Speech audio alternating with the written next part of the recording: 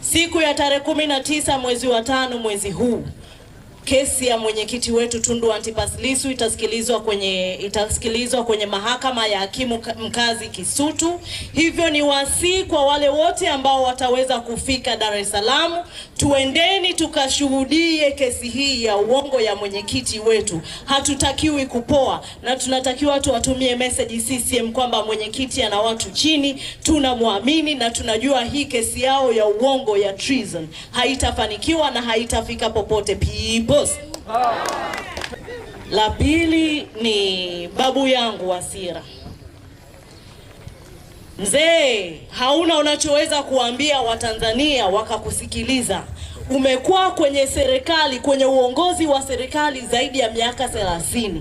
Sasa kwenye hiyo miaka 30 mmeshindwa kutuletea katiba mpya, mmeshindwa kurekebisha barabara, mmeshindwa kushusha gharama za matibabu na hospitali. Elimu bado ni duni. Leo hii mzee Wasira anaweza akatupangia nini? Mzee Wasira, niwaambieni ndugu zangu, ameatu ana miaka 80. Ukiangalia miaka 30 mbele, hivi kweli atakuwa na uchungu na sheria ambazo wanazitunga CCM leo kwa ajili ya watu ambao wataishi kwenye nchi hii miaka 30 mbele? Haiwezekani. Uongozi wote wa CCM wote pale juu wanaanzia miaka 65 kwenda juu. Sasa hawawezi wakatutungia sheria ambazo tunatakiwa tuishi nazo miaka 30 mbele. Leo ukiwa na miaka 25, imagine mzee Wasira atakuwa na miaka mingapi ikiwa miaka 30 mbele? Ndugu zangu, watu wameatu.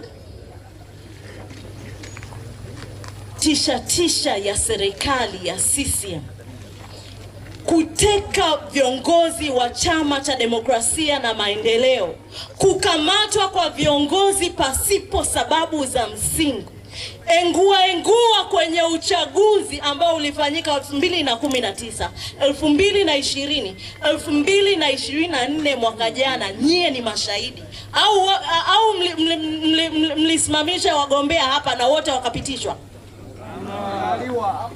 Tunasema mwisho mwaka huu Chadema na wananchi wataenda kuzuia uchaguzi wa mwaka 2025 kama hakutakuwa na tume huru ya uchaguzi.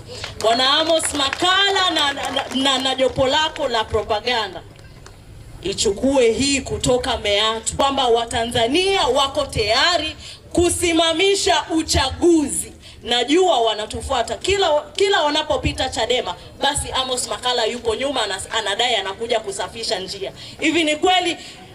Atakuja kwa hoja zipi? Atakuja kuambia nini nyie Watanzania mumuelewe?